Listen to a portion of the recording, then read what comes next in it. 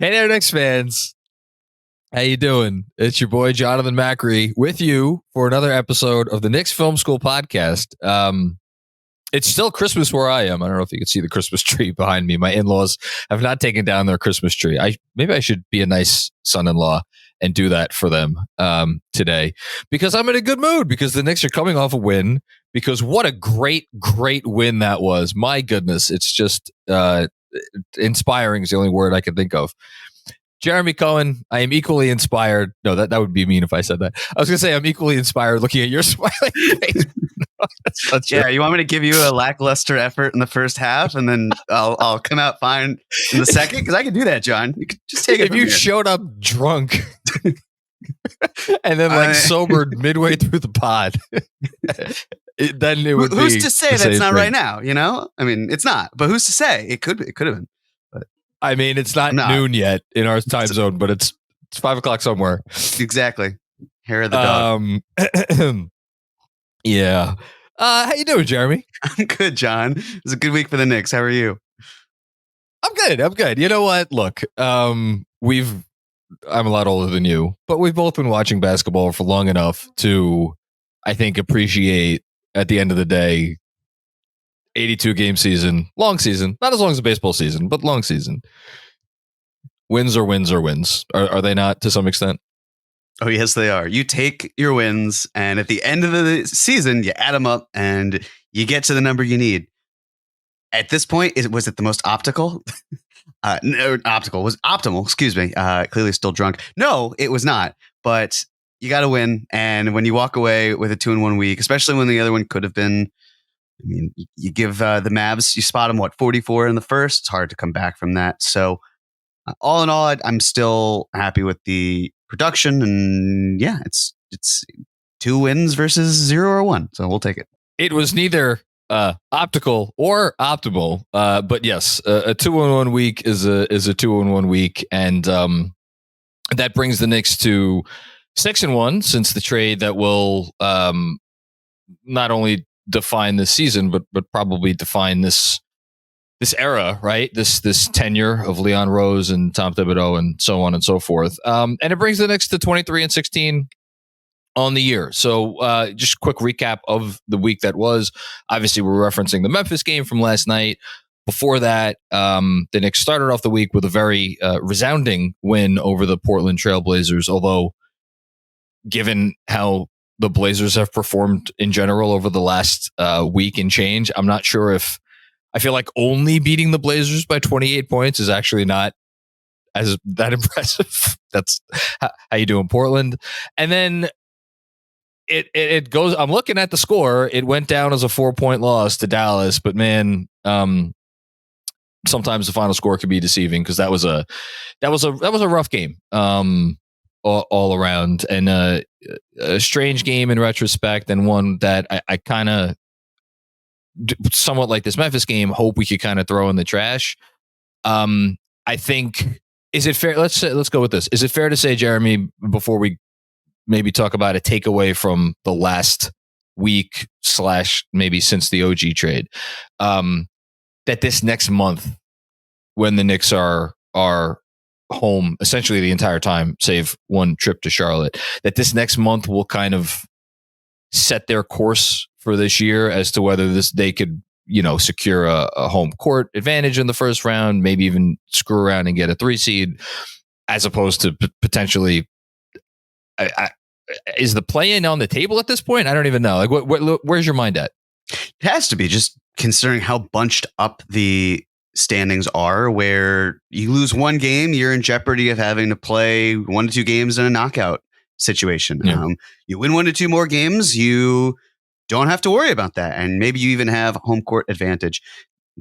The Knicks are so close to all those teams, but also to the Sixers, and to a lesser extent, the Bucks, where if you can win all of these games that you've got at home, if you can beat the inferior opponents that you're going to face, and we just talking about stacking up those wins, you turn around, hey, those however many games that Joel Embiid had to miss with the Sixers, well, it hurt them, and it hurts them enough where maybe it cost them home court advantage. Maybe they're not a top 4 seed. Maybe they even fall as far to the play-in round, and then it becomes a whole other thing. So I think it's given where they're at, given that it's been 6-1, that they have a favorable schedule.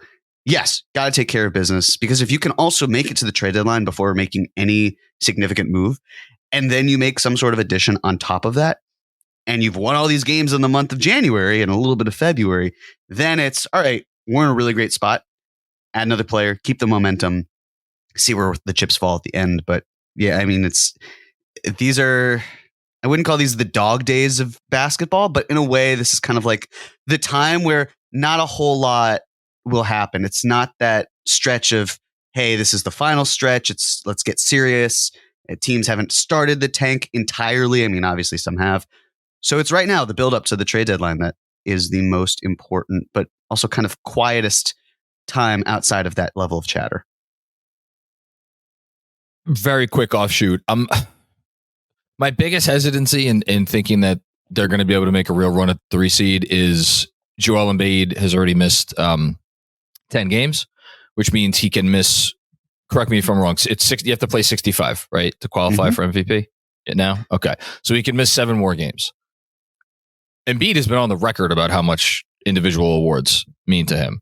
Like, anything could happen, and like he could really like genuinely be banged up and like miss more than 7 games for the rest of the year. My suspicion is if there's any way that he can play at least 65, he's going to play 65. So, you know, I for me, my focus is on just trying to get the 4 seed, but like whatever. But it's 6-1 half does the other. It's not worth talking about right now. It's too early. Yeah, it's funny you bring up the trade deadline. So like, I guess my takeaway from this week is that this is an incomplete basketball team. And even in the Dallas game, which like is not a revelatory statement, even in the Dallas game, when they came out and did not take that opponent seriously enough, and like, you know, Andrew mentions in our rundown here, like, do the Knicks need to stop playing with their food? Like, yeah, they did that. But at the same time, like, that would have been like, that was a classic Emmanuel Quickley game, right? A game where IQ comes in and kind of rights the ship and gets them settled and gets them where they need to go. And they probably make up enough ground earlier to the point that they didn't need to do all of it in the fourth quarter. And then I don't know if they ran out of gas, but whatever the case may be. And they don't have that guy right now, with all due respect to Deuce McBride, who had the best game of his career against the Grizzlies. We could talk about that later and like whatever, but I still view this team as like, this week for me solidified. There's a piece that's not here right now, and maybe multiple pieces that are not here right now, because I just looked it up before we came on. Isaiah Hartenstein, last 7 games, 12th in the league in minutes. Probably not what you want. Even if you're Isaiah Hartenstein, it's probably not what you want. I would agree. Yeah, the Knicks are an Emmanuel Quickley away from being a much more complete team, yes, which is difficult when you can't have Emmanuel Quickley. But that's okay, because the Knicks can find someone who can at least mitigate that, especially when you consider how there have been, at least 4 stretches of times of at least 5 minutes since the OG trade where the Knicks just haven't hit a field goal. And that does not feel like a random occurrence. There's strong, high correlation with IQ not being here and that happening. So, yes, Deuce had a great game in Memphis. He obviously played very well in Philly last week too. But there's a clear-cut need of someone else to run the run point. And, I don't think it's so much playing with your food being an issue, because the Knicks have had success against these under 500 teams. I think this week they just struggled to take the Mavs as seriously. Although when I think about it, was it really about not taking them seriously, or was it just poor play? Because Brunson, of course, takes every game against the Mavs seriously. Julius Randle, being from Dallas, takes it seriously. And you've got enough high energy and high motor guys that I don't think anyone was really taking the night off. But for whatever reason on the defensive end, it wasn't there. The Mavs are hitting an insane amount of shots. The Knicks were also missing, I think at one point they were 4 of 17 from 3. So yes, I think effort was a smidge of it, maybe on the defensive end for sure. But a lot of it just felt like the Knicks missing shots. Tim Hardaway Jr. feeling like he always gets hot around the Knicks, and Kyrie, of course, going off. And then you could say, well, of course, the Mavs, if they had Luka, they would have done even better. I'm still a little skeptical, not in the terms of the talent of Luka. I just wonder about the impact of having Luka, someone who's so heliocentric, so talented, and the impact of the other players and how they can play freely or not. And specifically in that game, it doesn't even matter because it wasn't there. But with the Grizzlies game, yes, that was very much the whole team's out. It could have been a trap game. And fortunately, 10-0 run by the Knicks in the second half is what really was the difference. I love that you made those points. With Luka, I mean, look, yes, they're a better team. Well, actually, the numbers say they're not a better team with Luka on the floor this season if you're just looking at on us, which is like, take it with a grain of salt, but the numbers say that they're actually better when Luka's off the floor this season.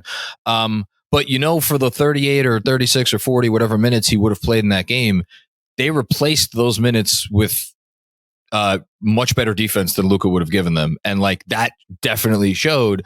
And I think that has a lot to do with why the Knicks kind of struggled offensively. But just to bring it back to the point that I raised, Brunson finished well. He had a strong fourth quarter. Like his numbers ended up being good, but Brunson was not good for certainly the first half, and I would argue maybe for the first 3 quarters.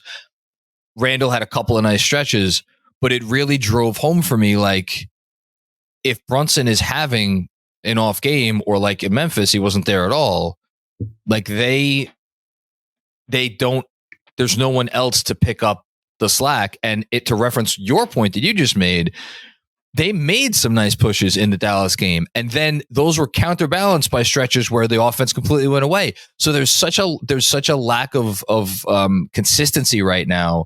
And again, this is not to say their offense is bad. Their offense, by any metric you want to look at, continues to be gangbusters. But when you're talking about trying to get to that next level, and that's the conversation we're having, right? We're talking about a team that could make a run for the 3 seed, that could maybe end up in a conference finals. Like this is the point where we're at. You need to check all the boxes. You can't just check some of the boxes. So I don't know. You're doing a not to spoil our end of pod announcements, but you're doing a cap or no cap. Is it cap or no cap or cream? We're doing cream. Sorry. Yeah, that'll be cream this week. So I don't want to do too much trade stuff because I'm sure you're going to deal with a lot of trade stuff when you do cream on Tuesday, right? Yeah, Tuesday night. Mm-hmm. Or am I making that? This is a great verb. Yes. When I cream on Tuesday, that's exactly what we have planned for everyone. Thank you, John. Yes. So, but it's a good point. And I think that getting another lead guard, to kind of put a bow on this, will certainly help with that ultimately. And this is not something that will be solved this season. Having that third high profile creator, someone else that you can have on the offense, adding that to the tandem of Brunson and Randall is a far better way to navigate this than taking, someone like Randall out and bringing someone superior to him, because you're still dealing with a similar issue, especially depending on the type of player that it would be, the health of that player, all these other factors of the guys that we want to look at, the availability, everything. So that should help next year, but we're not in next year. We don't really care about next year as much right now. Care about this year. And you would hope that someone can mitigate that, but it's still just going to be incumbent upon that duo to get the job done. And if we see a game like Dallas, it's not going to happen. They need to up their game there. I would love to see, my daughter's very upset about the fact that they don't have anybody else to create offense for them. I would love to see them, and I understand it's probably not realistic. It would be cool to see them get a legit third creator before the deadline. Not the sort of superstar or even star level player, but like, I don't know, someone that could like, I don't want to step on trade talk because you're going to deal with that on Tuesday night, but like, what would this team look like with like Jordan Clarkson on it? Like he's not great. I mean, you talked about Clarkson last week. There's reasons to think that they would not go down that road. We don't need to get into it, but just throwing a name out there, right? That's a guy who could, in the classic sense, create his own offense. I don't know. I just wonder what it would look like, and how much and especially again if that player is a ball handler, nominal point guard, whatever. But yeah, we'll see. 25 days to the trade deadline, as it were. So yeah, I guess we give out some game balls. I feel like there's some good stuff to dig into here because there's a lot of candidates for this week. So game ball, as a reminder, given out to a player, coach, or entity that stood out this week and deserves special recognition. So our candidates, I did not write any of this, by the way. As you know, Andrew Claudio painstakingly does the rundown for these episodes. So I'm just reading the words that he wrote.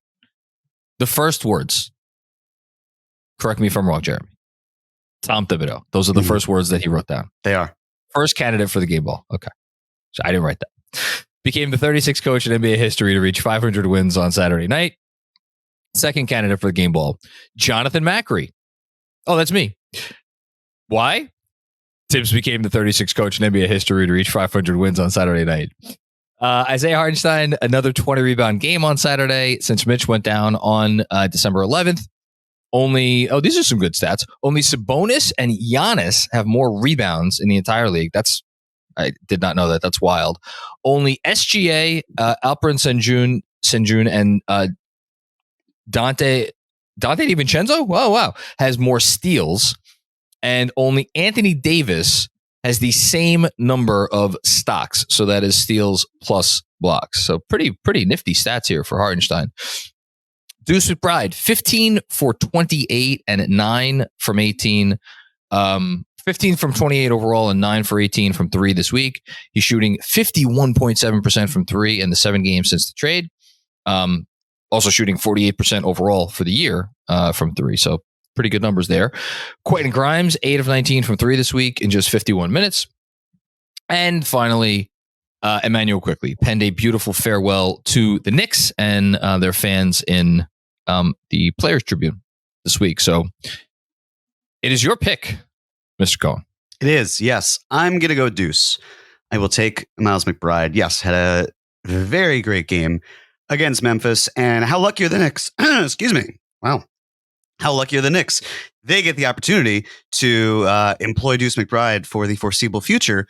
He's going off, and they already have him under contract for a good stretch. $13 million over the following 3 years. And you have to think, if Deuce were entering free agency this year based on how he's playing, would he make more than $13 million over the next 3 years? And I think the answer has to be yes. Right, John? That it would be, you look at a 23-year-old point guard right now, I guess more off-ball guard, but even still shooting like that. He's up to 71st percentile in offensive EPM. He is, as you put it, 47.9% from 3 on some really good frequency. He is in the 90th percentile in effective field goal percentage. He's in the 83rd percentile in true shooting percentage. This is, mind you, someone who his rookie season was in the 1st percentile in both categories, the 4th in true shooting, and the 5th in effective field goal percentage. So testament to how hard he's working, how the Knicks have been able to develop him, and now the role that he's playing. But he's holding it down. And ultimately, I still don't believe that he is going to be as focused quite as heavily in this rotation moving forward, but it's not because it's a slight to him. It has everything to do with cap minutia and how they can get to where they eventually want to be and salary and all that jazz. So I'm going to give it to Deuce. Can I go a little crazy for a second? Please do. I'm going to say a name of a player. The player whose name I'm going to say, I don't even know if it's arguable. I think he is the best pound for pound defender in the NBA. And I don't know if you know where I'm going with this. And if he was going to be a free agent this upcoming offseason, oh man, minimum non-taxpayer mid-level exception, and I would guess that some cap space team would make the plunge, especially since there are some freaking losers out there who are going to have some cap space. And this is the sort of guy that breeds winning, as evinced by the fact that his current team apparently is not willing to talk about him in trades at all. And this is Alex Caruso. Now, Alex Caruso is, again, I don't think it's a crazy statement to say he's the best pound for pound defender in the NBA. You might even be able to take out pound for pound just because he could guard. Obviously, he could guard ones, twos, threes. We've seen him guard Julius Randle and absolutely stifle Julius Randle. Now, Caruso's bigger than Deuce, to be clear. He's 6'5", like he has better size than McBride. He has a better shooting track record, although up until this year, the dude like basically took like 2 to 3 threes a game. This year, he's upped it to 4 threes a game. So even that, though, in 25 minutes a night, 4 threes a game is nothing in terms of attempts. Like, he's not that willing. Great connector on offense. So, like, the reason I bring up Caruso is he is a nominal point guard, I think, in a lot of the lineups he plays, but he doesn't initiate offense. He's not a guy that teams are threatened by, defenses are threatened by in the traditional sense, but he makes an impact offensively. Clearly makes an impact offensively. And then defensively, like the reason you put him on the floor, even if it may force you to make some interesting choices in terms of who else has to be out there to, again, initiate the offense. It's so worth it. And you want this guy on the floor for 35 minutes a game, like, are we that far away from Deuce being in that sort of conversation? I'm just, if this is going to be look, he's not going to shoot 50% from three. We know that. But even if he could shoot it at like 40%, 38% on catch and shoots, and he's got this pull up now that he's pulling out every now and then, it's an interesting conversation to me about like, all right, what sort of player would you ideally want to put next to Deuce to make it more feasible to have these lineups work offensively? And I don't know. I mean, that's what I'm wondering at this point. You're saying not Caruso specifically, but a type of player like Caruso to fit next to Deuce? No, I mean like making the comp of like Deuce being the Caruso guy, but yes. but like DeRozan or Levine or Kobe White, initiates the offense for Chicago. They would need someone to do that in an ideal world. It's the defensive end where there is a significant difference. Deuce gives nice effort. We can look at what he does on the court and say, well, his very paltry, very low defensive EPM doesn't make sense. But when watching Caruso, especially because, as you mentioned, Caruso's 6'4", 6'5", and Deuce is 6'2", which is really tough. Yeah. That's a big difference to make up.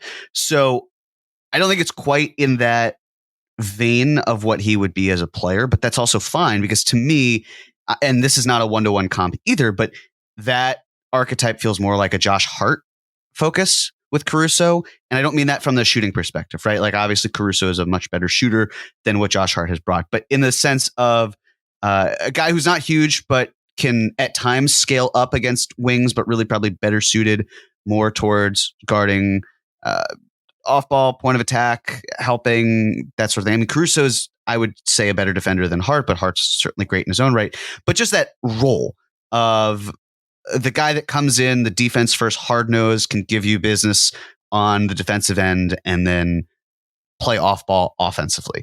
It's just that the way that Caruso operates probably more fungible than Hart with this team. Not that for sure it matters, but that's why I think the comp for Deuce is less Caruso, more someone who's surprisingly offensive focused, where they might need to bring more on the defensive end, but can eventually get there. I don't know. It's like a Javon Carter type, but better is the hope. Oh, yeah. For someone, talking about the Bulls, like someone like that, where can hit the shot. But Deuce's defensive edge is different from what Carter's is, and Carter brings more on defense, but less on offense. So it's kind of flipped in that sense. I don't know. But Deuce is a good, helpful player either way, which is important. I want to see more. Like whatever trade they do or they wind up making, and I think we both think that there's something else coming. It would be awesome if we could continue to see Deuce get minutes, at least in the regular season. Like playoffs, my guess is like it'll probably be like what he was last playoffs, right? Where he got maybe a little stint here, a little stint there, but maybe not part of like the core rotation. Either way, it's been well deserving of this designation by you.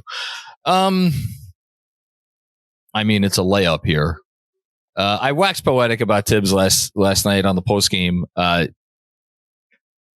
So I feel bad doing it again. And you know what? I'm not going to. Do you? Listen.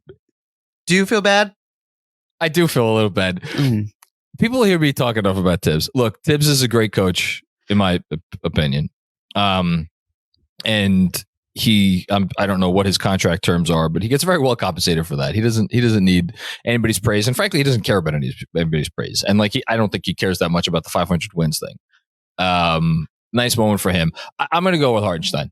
I have to go with Hartenstein because it really, like, and it was last season too, because last season like the same freaking thing happened where Mitch went down, and we looked at the schedule that was going to be ahead, and we're like, oh my god, this team's going to fall apart. How are they going to possibly make it to the All-Star break in one piece? And then that's when they excelled, and that's when they really pumped, put their foot on the gas, and eventually Mitch came back and they traded for Hart and the whole thing. And it's like the same thing has happened again. And the biggest, I mean, imagine if somebody had told us a month ago, because now Mitch has been out for a month, more than a month, actually. Imagine if somebody had told us a month from when Mitch went out that the biggest concern about the center position is that Isaiah Hartenstein's playing too many minutes. Not a drop in effectiveness, not anything of that sort, but that Isaiah Hartenstein's playing 2 minutes. Like, we would have been like, oh, that's a great freaking problem to have. So, I'm very interested to see how and if they address the center position at the trade deadline, because it doesn't, as does the potential acquisition of another ball handler, it doesn't just impact this season. What they do at the trade deadline regarding the center position, it may speak to what they think will happen this summer in terms of what they do at the center spot. But he's been awesome. You can't say enough about him. And it's just really cool to have that dude on the team. He's a fun guy to watch too. I would agree. Yes, of course. He had another fantastic week. The Knicks this past week were denied disabled player exception for Mitchell Robinson, of course, indicating that the panel felt that Mitchell Robinson could come back before June 15th, which gives some hope, of course. And I think that whatever moves the Knicks make at the deadline will give us an insight as to whether they think, is Mitch going to be reevaluated 8 to 10 weeks from the initial injury and then given a green light not that long after, or if it's going to be later than that. But let's operate in a world where the Knicks do feel that Mitchell Robinson can come back. You, Jonathan Macri, would you bring Mitchell Robinson off the bench, or would you reinsert him into the starting lineup, assuming he has a few games, of course, to gel and get back into the swing of things? Without question, I would bring him off the bench. I would agree. I don't even think it's a conversation. I mean, sure, everything's a conversation, but like, I don't really see the justification for it, especially since, like, if you keep things the way they are and for whatever reason it starts to not work as well and Mitch is playing awesome, then you have that pivot, right? But at the same time, you also have a built-in excuse, which is that it's working great right now. You're coming off a severe injury. We don't want to push you. So let's keep things as they are. Yeah, I don't even think that's a conversation. Do you? I do. I would agree. First and foremost, I lean heavily in the keep Ihart in the starting rotation. We know that the starting five is gelling, and that's really important. The reason I think it's worth a conversation is I also at the beginning of the season felt, look, give Quentin Grimes time. It's silly the net rating is very strong. You don't need to do that. Of course, the Knicks made the change. Dante DiVincenzo came in.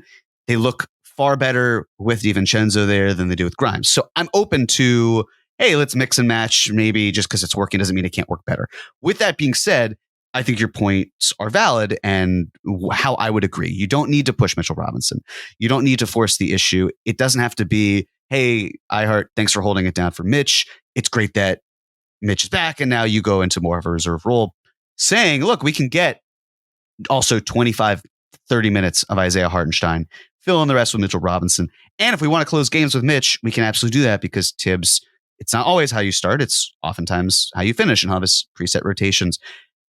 Of course, Mitch being a better offensive rebounder. We know what he did in the Cleveland series. Like, you think about, hey, if the Knicks were matched up like that, would you want Mitch back there considering how well he dominated? But that's also something that the Knicks can retool on the fly as opposed to integrating that in such a way. But yes, ultimately worth the conversation, but I would not go in the direction of starting Mitch if he were healthy enough to start playing again. Something I just thought of as you were talking about, I wonder, because right now either Brunson or Julius Randle is always on the floor. And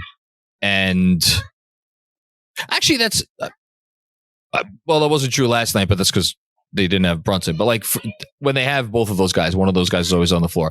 I wonder if they would use Mitch, because we've seen Thibodeau do some different substitution patterns in terms of when he takes Brunson out and then reinserts Brunson versus, when he takes Randle out and reinserts Randle. I wonder if he would match up Mitch, because he could probably have it either way if he wants. I wonder if he would match up Mitch with Brunson or match up Mitch with Julius. And I could see arguments for both. I kind of would like to see him match up Mitch with the Brunson only minutes. Well, I would agree. And I'll tell you why. Because as you were discussing that, I thought, let me see some facts to back that up. And the Knicks this past season, with Emmanuel Quickley and RJ Barrett off the court because they're no longer here, and Julius Randle and Mitchell Robinson on the court, Cleaning the Glass has this for 347 possessions as a difference of negative 3.4. That would rank in the 32nd percentile. It's the 26th percentile on offense, and it is the 56th percentile on defense. Now, if you did Randle and iHeart and still had IQ and RJ off the floor, 623 possessions, 99th percentile, that's plus 17.4. The offense is in the 99th percentile. The defense is the 83rd percentile. So, to your point, maybe it's not worthy of conversation, because if Randle is excelling without Mitchell Robinson, and there's something to be said, of course, of moving forward, where if you've got Randle and maybe things aren't quite working with Mitchell Robinson, that you explore other ways moving forward. That's moving forward. That's different. And I'm sure also there are fans out there like, all right, again, what is it where RJ plays better without Randle? Mitch plays better without Randle, but the Knicks would be keeping Randle in this whole, it doesn't make sense. And I hear it, but of course also Julius Randle is a superior player to all three of those guys. And based on how they're moving, they can still build around it, but I digress. The fact that the numbers are so stark, even though you'd like a few more possessions than 347, but that's still a very strong sample size. Yeah, it tells me having Mitch away from the Randle minutes, keeping iHeart in the fold, that's what probably will help the Knicks a lot moving forward. And if, again, they go out and they get themselves another guy who could really generate a little bit of offense, to put that guy in as the first sub, essentially, or like if Brunson goes out early, so you got player X along with Randle and Hartenstein, and then you start to mix it up that way. Like this team could really do some fun things. So that's why, for as much as watching them, there are these stretches of games where it's really frustrating. Like, they're not far away, I think, from being a more complete team once again. Okay, on that note, detention. Not an undefeated week, so we give out a detention given to a player, coach, or entity that deserves to sit down for a while and think about what they did wrong. First candidate, Julius Randle. Little under 30% from three this week on 17 attempts with 12 turnovers and several stretchers of unserious basketball. Thank you, Andrew, for that. Josh Hart, 33, 22, 66 splits this week. 10 for his last 44 from three. Not what you want. Although he did hit a big three last night, I'll say that in Memphis. That was an important fourth quarter three. Jalen Brunson, this may be sacrilege, but in the two games he played this week, he shot 39% from the field and 23% from three. I don't make the rules, parentheses. I totally do, close parentheses. Fourth candidate, whoever gave that anonymous quote to Steve Popper, chicken shit. And that's, if you want to get the PR guy involved, sick the PR guy on Andrew. Not me. That's Andrew's typing. And then finally, Chicago Bulls fans. That was disgraceful. Oh boy, I have a lot to pick from here. Quick question. Do we need to get Drew in the room with Andrew for some of these comments? Because it's feisty, and I just don't know how Drew would respond to that as a result. I really would love to see them in the same room. Me too. Yeah. It's funny. I was watching. This is really a little off topic. My daughter recently watched all of Full House, the original series, and then Fuller House. And then, like, towards the end of the show, they had some episode where Michelle and both of the twins that played Michelle, both of the Olsen sisters, were like, I forget how they did this, but like they were both on screen at the same time. I'm just thinking of that when I think of Andrew and Drew on the screen at the same time. But I digress. Boy. Why would you think that? I don't know. I just have no idea. We look nothing alike. It's true. One has glasses and the other doesn't. It's a real Clark Kent Superman thing where I wouldn't suspect either was the other. Exactly. Right. I don't know what you're talking about. I've never seen the two of you in the same place at once, but that's me because Drew's recently hired. So. We were on the same live stream together, so like you did not on screen at the same time, right, but of course we're in the same YouTube window at the same time. That's a great or point. To use another ABC comp, ABC Family Television comp, Steve Urkel versus Stefan Urkel. And clearly GMAC is Stefan. Much like that comp better. There you go. You know,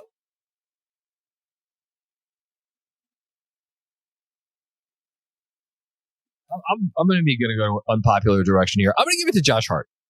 There were a couple. Those last two were both very tempting. I'll maybe leave one of them for you. People have complained about Josh Hart off and on this season to me during post games and occasionally in like comments to the newsletter and whatnot. And I've defended him because I really like Josh Hart. I like Josh Hart as a player. I like what he brings. And I think you need that. I think it's valuable for the Knicks. I will never forget the impact he had when he came here last season. Josh Hart got paid a shit ton of money this summer. And he got paid that amount of money with the full knowledge that, like, in a league where it is a league where if you are a perimeter player, and Josh Hart is a perimeter player, and you do not have a shot that is threatening to opposing defenses, like, it's that's a little needle to thread there. But we were okay with it because of everything else Josh Hart brings and everything else he contributes. This season has been underwhelming, even with the shot being iffy, which again is like part of the package. This season has been underwhelming from Josh Hart. And I think Josh Hart needs to be better. And I would guess that Josh Hart also would admit to himself that he needs to be better. So like, I'm not killing the guy, but I want to at least honor all of those people who are like, man, really? Josh Hart for that amount of money, for that amount of years? Like, I get it. And I think it's valid. Josh Hart was going to be my pick if you hadn't selected him, so I think that's fair. The only rebuttal I will say to the Josh Hart point, yes, I get the Knicks gave him a nice chunk of change. That's something that has to be considered. He was red hot when he came to New York, but of course now that was last season. This is this season. He's cooled off. What I would say against all of that is his extension hasn't kicked in. So we're talking about a player where it's not, you have to validate the contract that has not even begun. It's, if you look at Josh Hart this season, has he given you $13 million worth of value? I think he would. I don't think that he would give you $18 million worth of value, which is what his contract is starting next season. But that's next season. That's not this season. So, but even then, I think it's underwhelming play, especially considering everything that's going into it.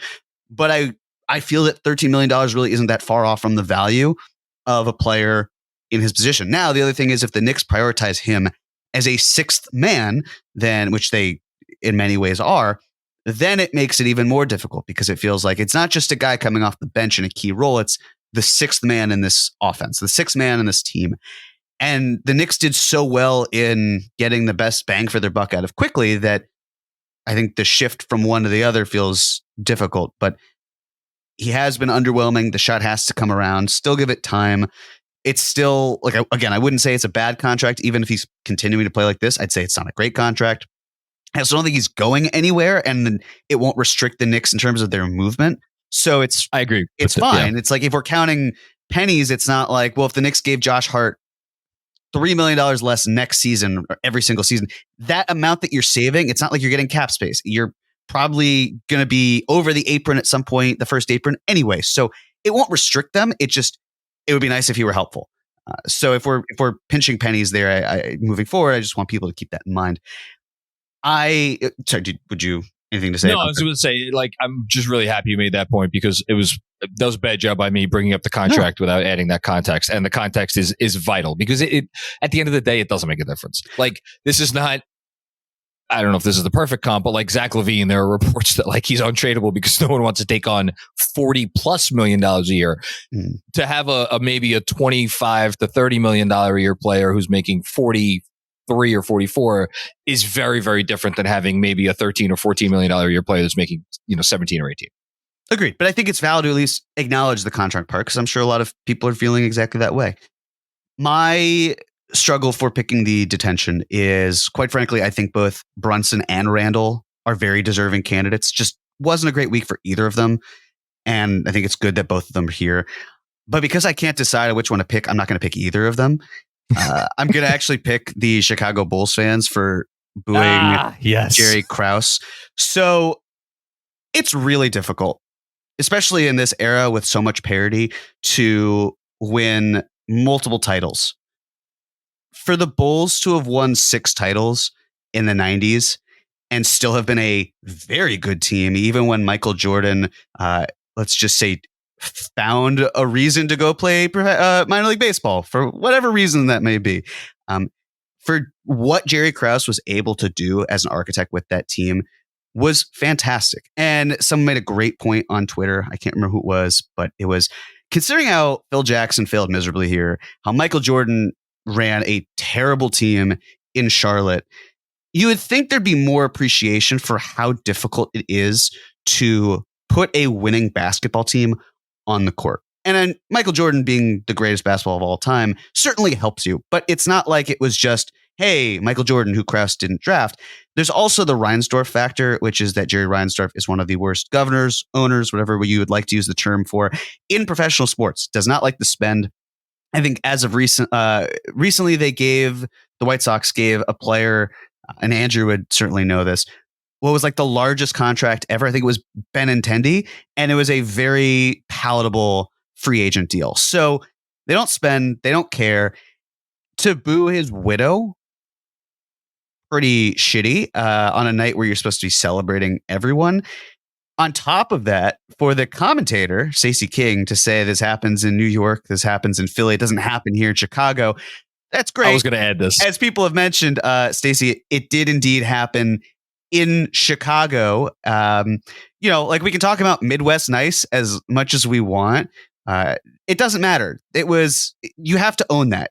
It's fine because it's understandable why you have to deal with the Chicago Bears, because that's what you kind of deserve if that's what you're saying, for the best time in Chicago sports in the last 25 years. And yes, I'm putting the dynasties over, let's say 35 years, putting those Bulls teams over the Cubs World Series win, which, look, maybe Cubs fans disagree, but there's only one Chicago basketball team and there are 2 Chicago baseball teams. So it felt so crappy especially with the MJ doc, which I loved. Look, I loved The Last Dance, all of it. If you realize that this is purely subjective and it's written in the lens of Michael Jordan, and we're now talking about a deceased person who can't even defend himself, it just feels like continuing to beat a dead horse. And I think it's terrible. So congratulations, Bulls fans. I hope you enjoy you reap what you sow. So congratulations on that. Not a great look. And a lot of things that New Yorkers and Philly fans would say, but I don't know if booing Jerry Krause's widow is within the same realm of anything that we would do. 2 things. I would argue that the Phil Jackson coaching hire, given Phil's resume, which was not exactly like, it wasn't great. I mean, the dude was a CBA coach, and like kind of had a very particular way about him. So I'm not sure how many other GMs would have hired Phil Jackson as to coach their team. I would argue that like it's up there with Riley and Pop in terms of like the most inspired coaching hires of the last 45 years. You want to throw Spo in there too, right? Like it took something to make that hire. And then I was just looking through the list of the 75 greatest players ever, and I would argue that the Pippen, it wasn't just the pick, it was trading for the pick that he used to take Pippen. So there was some machinations there to go up and get that guy at the 5th spot. I mean, in terms of more inspired draft picks, the draft day trade to get Kawhi Leonard, taking Giannis at 15, certainly. I don't really, over the last like 40, 45 years, I don't know how many more are really going to get Dirk if you're Dallas, certainly. But like it's up there, the Pippen pick. And then obviously to get Horace Grant and in the same draft, pretty cool. And then everything else, like the dude did a great job. And like to me, the booing is much more a conversation about the power of narratives in modern media, and obviously the impact that The Last Dance had, and how I guess we've just lost the ability to. I don't know that we've ever had the ability to think independently. Whatever, we don't need to go down this road, but it was unfortunate all around, and it sucks. So yeah, good pick by you. Good job by you. All right, predictions. And we are going right to the games. Yes. 4 games this week, including a back-to-back, which is not ideal, but hopefully the competition will make it a little bit more tenable. Monday, home versus the Orlando Magic. That is a 3 p.m. game because it's Dr. Martin Luther King Jr. Day. Wednesday, Houston at home. Washington, Thursday at home. So that's the back-to-back. And then Saturday in what will be I don't even know what kind of atmosphere that's going to be. It's going to be spirited, to say the least, against the Toronto Raptors, which quickly and RJ make their return.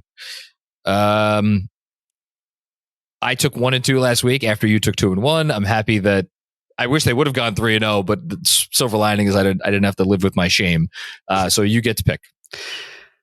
I'm going to go with 3 and 1. But with that said, I'm a little nervous, and I'll tell you why. The first is that the last 2 seasons, it just feels like the Knicks on Martin Luther King Jr. Day have been abysmal. That Hornets game that they played 2 years ago, dreadful. That Raptors game, really not one that I'd like to relive. Now, granted, of course, different teams, different situations, but the Magic, I feel like they've played the Knicks decently over the last couple of years. They've got some great size there. But with Brunson getting a day off, and I'm glad that he was given the game off to really recoup and set stage for this, because the Knicks have a chance, if they beat the Magic, to give them far more breathing room about falling into the play-in. Because the Magic are, I think, 2.5 back right now as things stand. Yeah, look it up. They're 2 games back. So being able to stretch it to 3 and create more separation between the 8th seed and the Knicks, very vital. The second that I'm worried about isn't, and I can say this overlooking the Rockets or the Wizards on a back-to-back at MSG, is, of course, the Raptors game, where there's plenty, I'm sure, for Emmanuel Quickley and RJ Barrett to prove. Now, I would imagine there's plenty for OG Anunoby and maybe Precious Achiuwa, and probably not Malachi Flynn unless there's an injury to prove against their old team as well. But you just hope that it's not the Raptors taking their annual trip to the Garden and rattling off a win. So I still feel okay about 3 and 1. It's what I'll root for. I'm not in a have your cake and eat it too position that you might be in, but I feel good about the week. So with some trepidation, yes, but nevertheless 3 and 1 for me. I'm going to stick with the same trend recently and be negative Nelly, and I'll go 2 and 2. Orlando's good. Houston's good. Washington is not good. They just kicked the crap out of the Hawks, which I think says more about the Hawks. My God. I would dissolve the franchise if I were Atlanta right now. That's, I mean, look, I know DeJounte Murray wasn't playing, I don't know if DeJounte Murray is going to be the difference between a 30 point or 28 point loss and like winning the game. But Jesus, that was terrible. Which I mean, that's great. I mean, that's hilarious. I didn't even realize. I thought he played. He didn't play? I thought DeJounte Murray took the game off. He may, if he did play, and I saw it. But yeah, no, he played. No, you know why he got confused? No, that's right. Yeah, he played. He was abysmal, and he shot 4 for 15. So actually, he did take the game off. Yeah, well, because I know there were questions about his hamstring leading up to the game, and he wound up playing after all. So it's even worse. Okay. Yeah, it is worse. Yeah, I'll go 2-2. Look, I hope they go 4-0. I could absolutely see them going 4-0. Would not surprise me in the least. They have, and this is even with the Dallas game, since the OG Anunoby trade, the Knicks have, forget about the number one defense in the league, because they do. The gap between, this is as of Sunday morning, the gap between them over these 7 games, the gap between them and the number 2 defense in the league, which is the Timberwolves, is the same as the gap between the Timberwolves and the 15th ranked Sixers. Mm-hmm. So, like, far and away the best defense. Now, the competition has not been great, but at the same time, you look at these teams that they're playing here, and who's the best offense of this group? It would by the numbers, it is Toronto, and they are the 15th best offense in the league. Houston ranks 21st, Orlando ranks 24th, and the Wizards rank 25th. So I think that's a good sign. Again, they could go 4-0. I certainly think they could go 3-1. I would have picked 3-1. The reason why I play devil's advocate, we all are assuming Brunson didn't play in the Memphis game because it was Memphis, and it's like, we'll give him a night off. We don't know that. Like, so if Brunson misses the game against Orlando, like, I would kind of expect the Knicks to lose against the Magic, which I probably shouldn't say, but that's genuinely how I feel. Or at the very least, have it be a really tight game down the stretch. And like, I'll be honest, I kind of trust the Magic more in a close game down the stretch at this point, even on the road, because Paolo's been that good.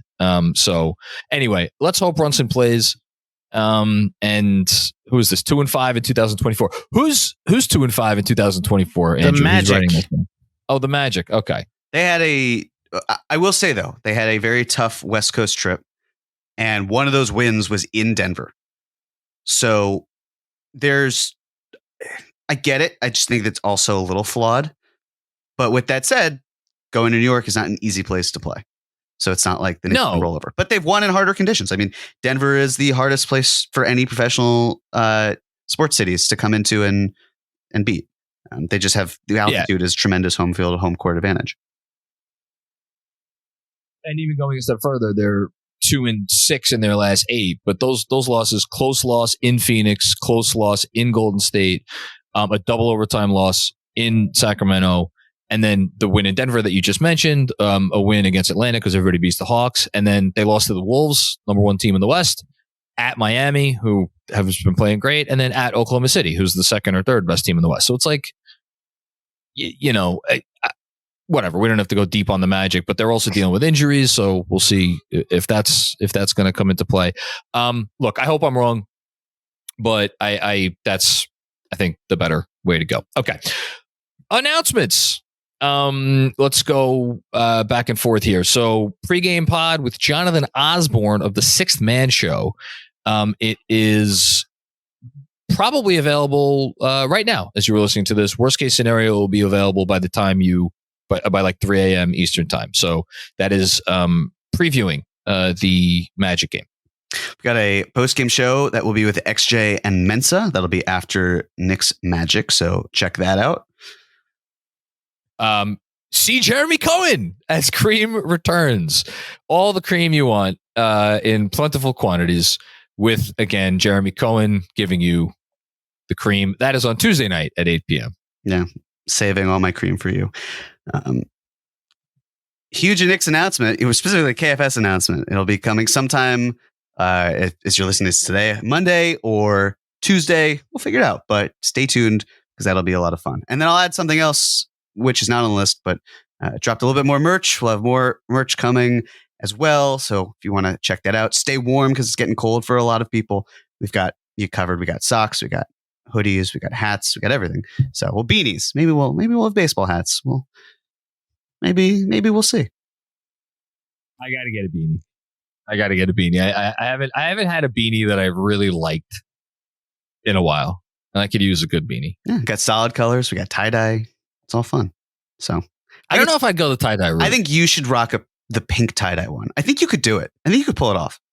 There's a pink tie dye beanie? Yes, there is. Kind of want to go to the merch store right now. Okay, I'll do that on my own time. GMAC, thank you for your work on the ones and twos. Jeremy Cohen, thank you, sir. Thank you, for John. your service. At least I could do. And everybody out there, thanks for checking out another episode of the Knicks Film School Podcast. As you heard, we got a bunch of stuff coming up this week. So as a reminder for anybody who may be new here, if and when a trade breaks or any kind of significant news breaks between now and the deadline or whenever after, check Knicks Film School, the YouTube channel. We'll almost always be able to go live with rapid reaction right away. So we are your station for all things Knicks. And be sure to take care of us if you would so be inclined. Give us a 5-star review, leave a nice, or a 5-star rating, give us a nice review. Obviously, subscribe to the YouTube channel, all that stuff. Thank you. Have a great week, and we will talk to you soon. Peace out.